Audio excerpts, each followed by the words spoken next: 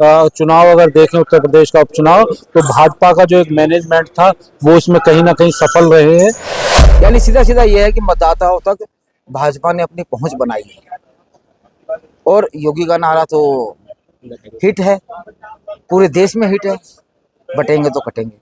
तो ये भाजपा पूरी गंभीरता से लड़ी, लेकिन जो दूसरे दल थे, समाजवादी पार्टी और कांग्रेस के जो प्रत्याशी थे, उनका संगठन कहीं चुनाव में कहीं प्रभावी रूप से देखने को नहीं मिला। ये फ्लॉप हुआ है, बटोगे और तो कटोगे, ये आपका सुपर हिट हुआ इस उत्तर प्रदेश के 9 विधानसभा चुनाव। सपा की हार के पीछे मुख्य कारण ये है कि समाजवादी पार्टी के जो प्रत्याशी है वो आम मतदाताओं तक अपनी पहुंच नहीं बना पाए। भारतीय जनता पार्टी ने गाजियाबाद में भारी जीत दर्ज की है। बातचीत करने के लिए हमारे साथ वरिष्ठ पत्रकार हमारे साथ मौजूद है। इस जीत को किस तरह से देखते हैं? भारतीय जनता पार्टी ने आज जीत दर्ज की है। मैं अशोक ओझा, संपादक दैनिक था। देखो, भारतीय जनता पार्टी की जीत तो उपचुनाव की घोषणा के साथ ही तय हो गई थी, और अगर चुनाव में देखा जाए तो कोई भी पार्टी का प्रत्याशी मतलब ऐसा कहीं बिल्कुल लगा ही नहीं कि वो चुनाव लड़ रही। भाजपा अकेले चुनाव लड़ती नजर आई थी, और जिस प्रकार बीजेपी प्रत्याशी को बढ़त मिल रही है, हमारा मानना था कि करीब 40,000 से ऊपर से बीजेपी की जीत होगी। अच्छा, क्या वजह मानते हैं सपा की हार के पीछे? सपा की हार के पीछे मुख्य कारण ये है कि समाजवादी पार्टी के जो प्रत्याशी है वो आम मतदाताओं तक अपनी पहुंच नहीं बना पाए। साथ में जो मुख्य बात यह है कि जो मतदाता सपा के कहे जाते हैं वो वहां तक भी अपने पकड़ नहीं बना पाए। तो मुख्य कारण उसका यही है कि आम जनता में या मतदाता में कोई संदेश नहीं दे पाए वो कि वो मजबूती से चुनाव लड़ने में सक्षम हो। इसी कारण बहुत पीछे रह गए। अच्छा, बटेंगे तो कटेंगे का नारा दिया गया था, क्या इसका हिट? मुख्यमंत्री योगी आदित्यनाथ का ये नारा लेके हरियाणा से शुरू हुआ था, और यूपी के उपचुनाव में भी, महाराष्ट्र में भी देखिए आप, बटेंगे तो कटेंगे हिट नारा साबित हुआ। और आम जनता ने, मतदाताओं ने इस नारे को हाथों हाथ लिया, और इससे मुख्यमंत्री योगी आदित्यनाथ जी की जो छवि है, उनकी लोकप्रियता है, उसमें भारी वृद्धि हुई। अच्छा, सपा का हार का जो कारण है, इसके पीछे उन्हें कौन सी और मेहनत करनी पड़ेगी जो आगे जीत दर्ज कर सके? देखिए, अगर देखा जाए तो इस चुनाव को, अगर इस उपचुनाव को देखा जाए तो मैंने एक बात अभी 2 मिनट पहले कही थी कि समाजवादी पार्टी के जो प्रत्याशी है, कार्यकर्ता है, वो मतदाताओं तक अपनी पहुंच ही नहीं बना पाए। ये सबसे बड़ा कारण है। घर बैठ के कोई चुनाव जीत नहीं सकता, कोई लड़ नहीं सकता, और ये स्थिति केवल समाजवादी पार्टी की नहीं है। अगर बहुजन समाज पार्टी को देखें, आप आज समाज पार्टी को देखें, सबके साथ स्थिति यह है कि वो मतदाताओं तक अपनी पहुंच नहीं बना पाए। अगर आप सिंहराज जाटव लाइन पार क्षेत्र के रहने वाले, ठीक है, लाइन पार क्षेत्र में तो वो अपनी पकड़ बना ही नहीं पाए, जबकि दूसरा हिस्सा गाजियाबाद शहर वाला है, वहां तो बिल्कुल उनकी परिस्थिति बिल्कुल नगण्य रही है। जब तक आप मतदाताओं तक पहुंच नहीं बना पाएंगे, अपनी बात मतदाताओं तक नहीं रखेंगे, तब तक वो क्या समझेंगे? यानी कि मानते हैं जो भारतीय जनता पार्टी, उन्होंने डोर टू डोर जाकर पब्लिक को समझाया। तो भारतीय जनता पार्टी के पास बूथ और पन्ना प्रमुख तक की मजबूत टीम है। अगर संजीव शर्मा को ले तो संजीव शर्मा महानगर अध्यक्ष भी है, पिछले 5 साल से वो लगातार अध्यक्ष है। तो पूरी कार्यकर्ताओं की टीम, बीजेपी के गाजियाबाद जिले के सभी जनप्रतिनिधि, पूरे जिले के कार्यकर्ता यहाँ संजीव शर्मा को चुनाव लड़वा रहे थे, और संजीव शर्मा भी सुबह से लेकर रात तक हर क्षेत्र में जनसंपर्क भी कर रहे थे। यानी सीधा सीधा ये है कि मतदाताओं तक भाजपा ने अपनी पहुंच बनाई है और योगी का नारा तो हिट है, पूरे देश में हिट है, बटेंगे तो कटेंगे। आम मतदाताओं ने फिर से मोहर लगाई है इस नारे को। और भी हमारे साथ वरिष्ठ पत्रकार मौजूद हैं। बटेंगे तो कटेंगे, ये नारा हिट होता नजर आ रहा है। बटेंगे तो कटेंगे, ये नारा वाकई में ही इस उपचुनाव में आपको देखने को मिला है कि हिट साबित हुआ है। और 80% में आप ये देखिए कि जो 80 और 20 का जो फॉर्मूला योगी जी लेकर आए थे, वो फॉर्मूला कहीं ना कहीं आपको बटोगे तो कटो में भी नजर आता है। तो आम जनता इसको लेकर आप देख ही सकते हैं कि किस तरह से ये चुनाव का जो रिजल्ट आ रहा है आपका 60 से 70 हज़ार के साथ आपकी लीड बनती हुई नजर आ रही है भारतीय जनता पार्टी की। ये अपने आप में ही बता रही है कि बटोगे तो कटोगे नारा सुपर हिट है। सपा बिल्कुल फ्लॉप होती नजर आई है। सपा के बारे में मैं केवल ये कहना चाहूँगा कि समाजवादी पार्टी के जो मुखिया हैं अखिलेश यादव जी, शायद उन्होंने गाजियाबाद के टिकट देने के दौरान अपनी आंखें बंद की हुई। आंखें बंद करने का ही नतीजा है कि आपका प्रत्याशी अपनी जमानत तक नहीं बचा पाता। बसपा भी जमानत तक नहीं बचा पाई है। हाँ, बसपा का कैंडिडेट आप लेकर आए हैं। बसपा के जो कैंडिडेट हैं परमानंद गर्ग और समाजवादी कांग्रेस के जो प्रत्याशी हैं सिंहराज जाटव, ये दोनों 10 साल की एक्टिव राजनीति से दूर हैं। आप पूरा चुनाव जो आपने लड़ा है, ये मीडिया में कहीं भी इनकी कोई सुगबुगाहट कहीं नजर नहीं आई।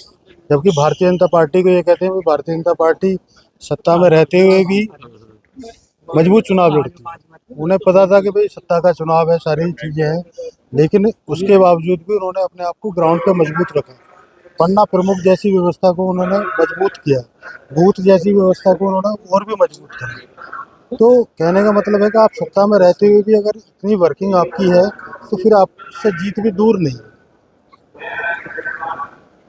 अच्छा, सपा को क्या करना पड़ेगा गाजियाबाद में अगर जीत? समाजवादी पार्टी को अगर मैं कहूँ कि आने वाले भविष्य में समाजवादी पार्टी कम से कम अपने नेताओं में ऐसे नेताओं का चयन जरूर कर ले चुनाव से पहले 6 महीने पहले, कि जो एक्टिव मोड वाले नेता हैं, जो जनता के बीच के नेता हैं। ऐसा ना हो कि जनता के ऊपर थोपे हुए नेता आप चुनाव के दौरान ले आते हो। ग्राउंड लेवल पर आपको अपने आप को मजबूत करना पड़ेगा। ग्राउंड लेवल पर अगर आप मजबूत नहीं करेंगे तो मेरा मानना है कि समाजवादी पार्टी यहाँ पर मजबूत नहीं हो सकती। कांग्रेस की हालत आप देख ही रहे हैं, 2012 का चुनाव, 2017 का चुनाव, 2022 का चुनाव, तीनों चुनाव में जो है कांग्रेस पार्टी का ग्राफ यहाँ पर गिरा है। आप पहले 2012 वाले चुनाव में 32,000 वोट लेकर आते हैं, आप 2017 वाले चुनाव में 37,000 वोट लेकर आते हैं, और 2022 वाला जो चुनाव है आपका, उसमें आप महज 11,000 वोट लेकर आते हैं। तो कहीं ना कहीं ग्राफ आपका गिर रहा है, और ग्राफ गिरने के पीछे आपका सबसे मूल कारण ये है कि आपके नेताओं की जनता से दूरियां हैं, ये आपको समझनी पड़ेगी। और दूसरा ये कि जो पीडीए फार्मूला है, पीडीए फार्मूला आपका लोकसभा चुनाव के दौरान चला, लेकिन लोकसभा चुनाव के दौरान जो देश के अंदर आगे वाली जातियां हैं, जो स्वर्ण जातियां जिन्हें कहते हैं, उन्होंने भी अपनी एक वर्किंग करी है। तो मुझे लगता है कि आपने जो स्वर्ण बिरादरियों को जो नाराज किया है, वो भी एक कारण आपको 9 विधानसभा चुनाव में देखने को मिला है। यही पीडीए फ्लॉप हुआ है, बटोगे और तो कटोगे, ये आपका सुपर हिट हुआ। इस उत्तर प्रदेश के 9 विधानसभा चुनाव योगी जी का नारा हिट और चुनाव भाजपा के पक्ष में। आज जो आंकड़े आए हैं मतगणना के, उसे किस तरह से देखते हैं? जो पूर्व में भाजपा का जो मजबूत संगठन जिस तरीके से चुनाव में लगा, और एक हालांकि जो शुरुआती चुनाव, जैसे ही चुनाव की घोषणा हुई तो उसमें क्योंकि गाजियाबाद की जो सदर सीट थी वो भाजपा की ही रही थी, तो ऐसे में कहीं ना कहीं लग रहा था कि ये सीट भाजपा जीतेगी। लेकिन चुनाव के दौरान जो चीज़ें देखी, उसमें समाजवादी पार्टी ने जिस तरीके से एक दलित चेहरे को उतारा, तो कहीं ना कहीं एक ये मैसेज दिया गया कि समाजवादी पार्टी दलित और मुस्लिम का जो समीकरण बनाकर, क्योंकि इस सीट पर दलित और मुस्लिम काफ़ी संख्या में हैं, तो ऐसे में कहीं ना कहीं लग रहा था कि एक लड़ाई देखने को मिलेगी। लेकिन जब चुनाव जैसे जैसे आगे बढ़ा भाजपा ने जिस तरीके से चुनाव को पूरी मजबूती के साथ बूथ से लेके उनके हर बूथ से उनका चुनाव उन्होंने हर बूथ पर लड़ा। जो संगठन था उसकी रचना इस तरह की थी कि उन्होंने इस चुनाव को पूरी गंभीरता से लिया और जो पिछला उनका रिकॉर्ड था उसी को ध्यान में रखते हुए भाजपा पूरी गंभीरता से लड़ी। लेकिन जो दूसरे दल थे, समाजवादी पार्टी और कांग्रेस के जो प्रत्याशी थे, उनका संगठन कहीं चुनाव में कहीं प्रभावी रूप से देखने को नहीं मिला। यही बसपा की हालत तो उससे भी ज़्यादा ख़राब थी। संगठन के नाम पर कुछ भी, किसी भी जो दूसरे दल थे उनमें कुछ भी संगठन के नाम पर नहीं था। लेकिन भाजपा के करीब 1 दर्जन से ज़्यादा मंत्री यहाँ पर डेरा डाले हुए थे, तो वो चुनाव के प्रति उनकी गंभीरता दिख रही थी। मुख्यमंत्री ने गाज़ियाबाद में रोड शो किया, जनसभा की, 2-2 सभाएं अगर प्रदेश के मुख्यमंत्री ने की, तो उससे लग रहा था कि भाजपा इस उपचुनाव को किसी भी से हल्के में लेने के मूड में नहीं थी। और आज जो नतीजे आए हैं, निश्चित रूप से भारतीय जनता पार्टी के जो प्रत्याशी हैं या जो कार्यकर्ता एक अपेक्षा कर रहे थे कि 40 से 50 हज़ार वोटों से हम जीतेंगे, तो उनके अनुमान से भी कहीं ज़्यादा ये जीत गाज़ियाबाद में भाजपा को मिली है। और उत्तर प्रदेश की अगर बात की जाए तो उत्तर प्रदेश में भी लगभग 9 में से 7 सीटों पर भाजपा बढ़त बनाए हुए है। तो ये पूरा चुनाव अगर देखें, उत्तर प्रदेश का उपचुनाव, तो भाजपा का जो एक मैनेजमेंट था वो इसमें कहीं ना कहीं सफल रहे हैं। केवल 2 सीटों पर कानपुर में और जो उनकी दूसरी सीट है करहल वाली, उनमें समाजवादी पार्टी आगे है। हालांकि अखिलेश यादव ने चुनाव के दौरान काफ़ी एग्रेशन रखा और काफ़ी आत्मविश्वास उनका बढ़ा हुआ था, लेकिन भारतीय जनता पार्टी ने चुनाव को जिस तरीके से लिया तो ये नतीजे उसी के अनुरूप यहाँ पर देखने को मिले। अच्छा, अखिलेश यादव भी यहाँ आए लेकिन कार्यकर्ताओं में वो जोश नहीं दिखाई दिया। देखिए, अखिलेश यादव ने जिस तरह से चुनाव को लेना चाहिए था उस तरह गाज़ियाबाद में कोई न जनसभा की, न कोई रोड शो किया, केवल एक कार्यकर्ताओं के साथ बैठक की, और वो भी चुनाव से काफ़ी दिन पहले। तो कहीं ना कहीं क्योंकि चुनाव कांग्रेस का और समाजवादी पार्टी के गठबंधन का चुनाव था, तो कहीं ना कहीं कांग्रेस की जो टीम थी वो भी इस चुनाव को लड़वाती हुई नज़र नहीं आई और एक मिसमैनेजमेंट यहाँ पर ज़रूर देखने को मिला। सबसे कमजोर कैंपेनिंग जो रही है बसपा की रही है, क्या हार का कारण इसी वजह से है? नहीं, बिल्कुल बसपा तो इस चुनाव में कहीं भी खड़ी नज़र ही नहीं आ रही थी शुरू के दिन, क्योंकि उन्होंने चुनाव से ठीक पहले प्रत्याशी को चेंज कर दिया था और ये बसपा के साथ अक्सर होता है। हालांकि जो बसपा का रिकॉर्ड अगर आप देखोगे तो विधानसभा में भी केवल एक ही विधायक है। तो बसपा का जो पैटर्न है, जो एक राजनीतिक पतन की ओर जो बसपा है वो लगातार जारी है। और गाज़ियाबाद में जिस तरह का प्रदर्शन हुआ इस सीट पर, बसपा का जो काडर वोट है वो काफ़ी माना जाता है, लेकिन उसके बाद इस तरह का प्रदर्शन निश्चित रूप से बसपा के लिए अच्छी राजनीति के संकेत बिल्कुल भी नहीं है।